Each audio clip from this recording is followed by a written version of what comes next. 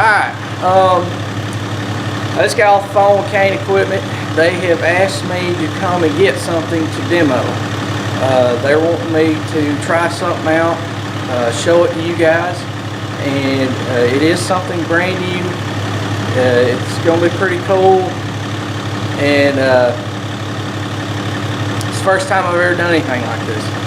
So I'm going to go pick it up. It'll be in the next video, and I'm going to do one of my usual review videos of it, and then I'll probably do a operation video, or review / walk around video of what I think about it, and I'll probably do a video of it in use. But we'll see how it works out. Stay tuned and you'll get to see it. See y'all later.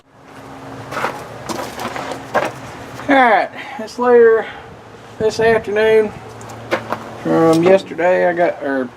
From the last video, I got the fluffing done, so now I'm working on the baler, because first and foremost I need to get this thing up and ready to go. Get this service work done, because I've put it off long enough.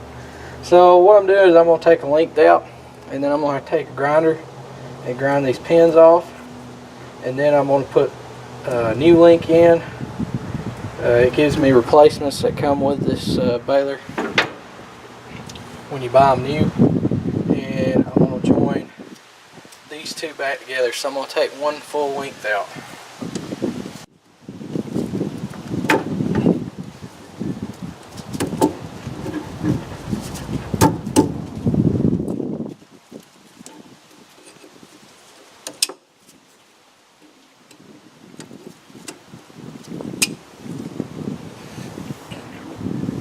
One out, and let's go get the other one out.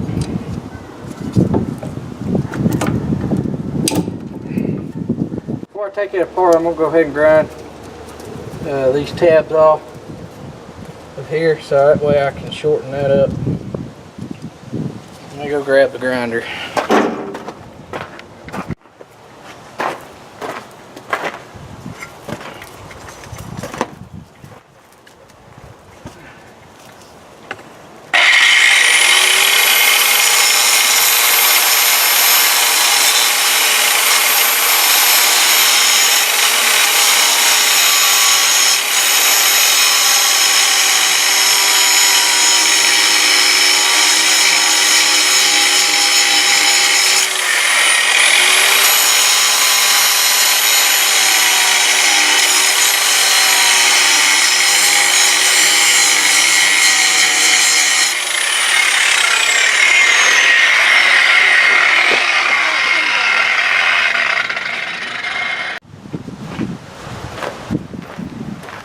Well, I got it ground off. I'm trying to get this cover off, the front side off. Not had much luck. My wrist is messed up. Can't hardly hold anything to swing the hammer or the chisels. I am in a mess. Don't ask me what I did to my wrist. I couldn't even begin to tell you. All I know is it's swollen and I can't hardly move it.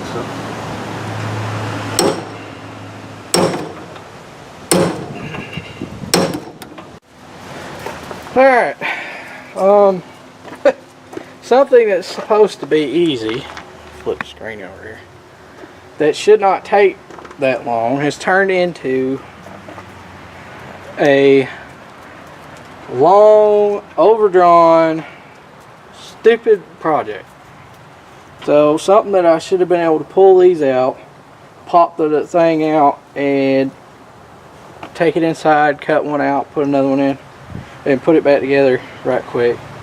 Turned into, I had to take the grinder and grind one of these in two so I could get the chain off without having to undo the hydraulic lines and everything that's in the way, because this piece was jammed onto the chain and I couldn't get it off, and somehow or another it got froze, that plate did on there. Well, I got it inside after I cut it off and I got it apart. Well, when I cut one of these off, they're real close together, so I damaged one of the other links. So I wound up and I just cut another link out from where in there where I could get to it better, and I ground the ends off and I could drive it better in there in the vise than I could out here, and it flopping everywhere on this thing. So I got it out and I put it back together. So essentially I took, I think it was 2 links out, and the reason why I had to take 2 out was because I had ground into one of these inner links, so I had to go to the next one down to get it out. So to keep it from being too short, I just added another one of the new links to it, and I left the old one still in it that comes apart, which there's nothing wrong with it. And that's how I had to get it fixed. But I got it on. I'm about to put these cotter pins in to get it back together, and then I've got to tension this thing back down. And the other one, bring y'all over here, that, zoom y'all back out, has to be done, which I don't know if I'm going to get to today, is the one the gentleman that asked me about this was talking about, is this one. There's the same setup as this chain is behind this wall, and the tension system, which is just like this one, is right behind here. So I've got to undo this spring that's right here, which has a rod that runs down to here. I got to pull it loose and pull that door out and that whole mechanism, take it out, get the link to line up, and then I got to shorten that chain too, because I'm about out of adjustment on it. Alright, I got the chain back on over there on the other side. I didn't get to the chain that's in here on the other side. I will be doing that in a later video, but while I was here, before I get this thing back packed full of hay, I wanted to show the welds. Somebody had asked me, apparently the older model Rollants had issues with the welds on the hatches, so, which is completely different baler than this one. It's the fixed chamber baler, and it was the, I guess I took it as it was an older model that they had a long time ago in the past. But these are completely different balers, but you can tell no issues there. I didn't really understand quite what he meant by the welds on it, but I mean, you can see those. There's no cracking up in here, whatnot. Inside the chamber hatches, there's nothing there. Trying to look at this thing, show it all, and there's not anything there. What I thought he might be talking about was maybe with the hinges up here. I don't know if y'all can tell, but there you go. There, it's all fine up in there and whatnot. Right there, it's fine. All these nice supports are good. Nothing on that. As far as those go, welds are good. I don't know on these. I haven't had any troubles with any welds actually. So, alright, I've got these fluffers out here. I've got one over there and then one here. We fixed this one. This was the one I was fluffing with, and these bars, you don't tell, were slid forward. It was probably out to here, and when this slides forward it pushes this out, and it was hitting these and causing them to rub, and it was nearly at the point where it was going to bend these. So we got them straightened back out, and reposition. These were pushed downward. We pulled these back up on both sides. These were bent downward. They weren't as bad as that one. That's the one that I had to straighten the other morning. But this one was bent downward and we had to pull them back up. I used the skid steer and the thorn and bent them upward. So we've got that fixed. This one's good to go. This is the older one here, and this is the newer one that we've got. What I've got to do now with this one is I've got to take the wheel and axle off. I'm gonna pick it up with a skid steer. Let y'all watch me. You just pull one pin here and another pin in the back, and it slides out. And I'm gonna have to sit on blocks. And then we're gonna take this axle to get checked and make sure everything's straight. And then if it is, then my problem's gonna be up in the shaft. And I'll get down here and I'll show you this. The way these are made is this is what the axle shaft goes through. This is your axle shaft here. This is the mount. They have roll pins drove through them. It runs through the shaft. It runs up through here, and there's like a it's nearly like a universal joint. It's round like this, but on each end it's got a round shaft on it to splice, to put it together, because there's a shaft that runs through the round part right through here.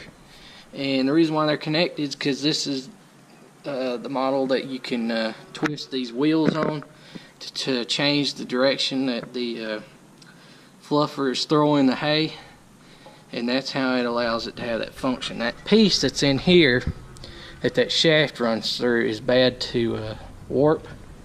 I've done replace one, or had to get one or two of them fixed. So I'm gonna take the wheel off. We're gonna see if it's messed up. If it's not, then in another video I'll show me taking all this apart. And to get all that apart, you've got to pull the mount off, the collar, the star. Then you got to pull. I can't remember if the seals and everything have to come out or not, but you have to drive these roll pins out, pull all that apart. It's a nightmare. It don't want to come apart, it's the biggest thing. And you have to pull the shaft that's in the center out, but that'll depend on if the actual axle's bent, which is generally most of the time the case. But we're gonna get it off, and that'll be it for today. Let's see if we can't get her picked up.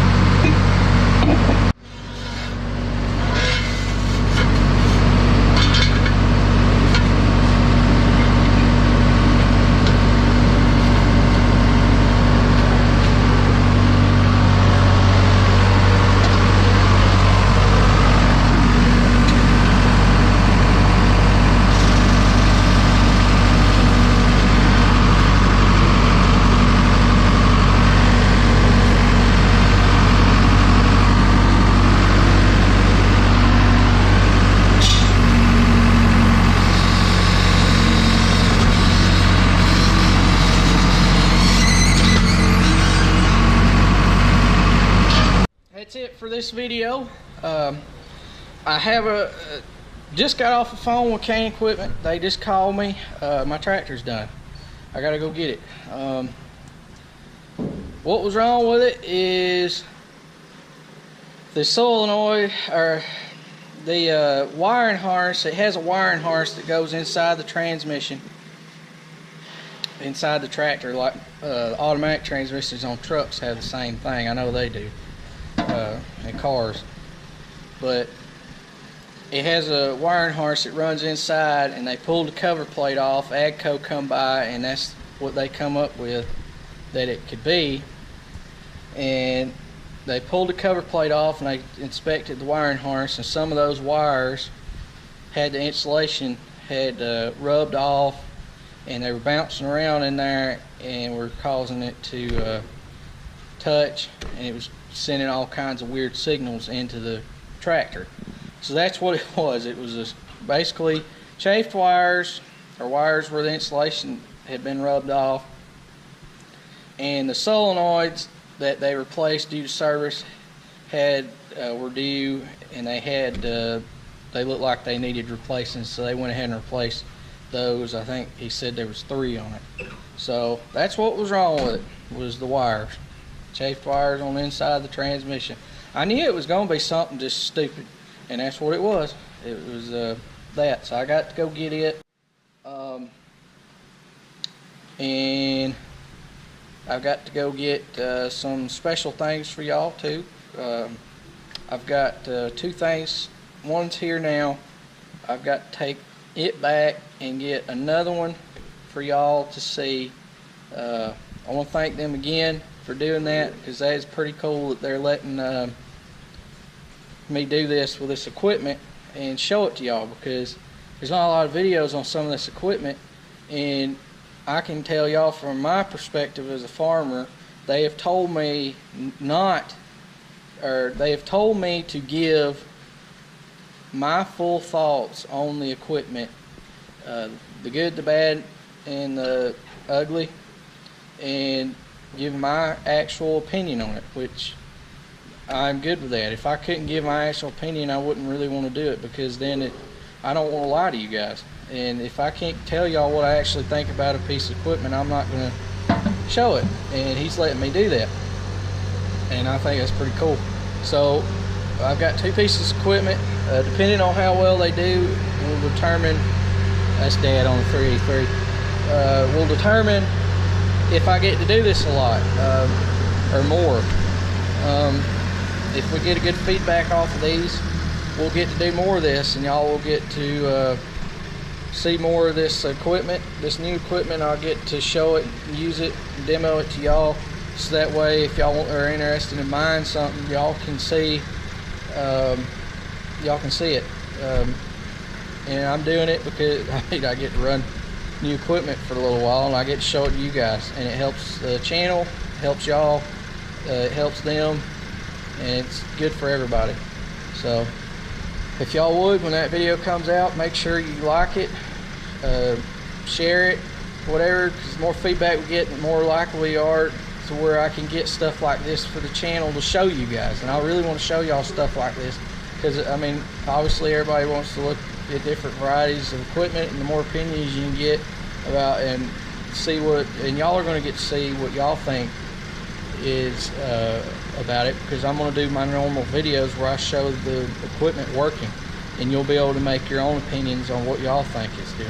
And you don't get that from a normal deal where somebody's trying to sell the equipment, because they just talk about it, they don't, and show the highlights, so they don't show everything. So y'all will get to see me using it just like I use everything I've got in those. So, but thanks for watching. Please comment, rate, subscribe.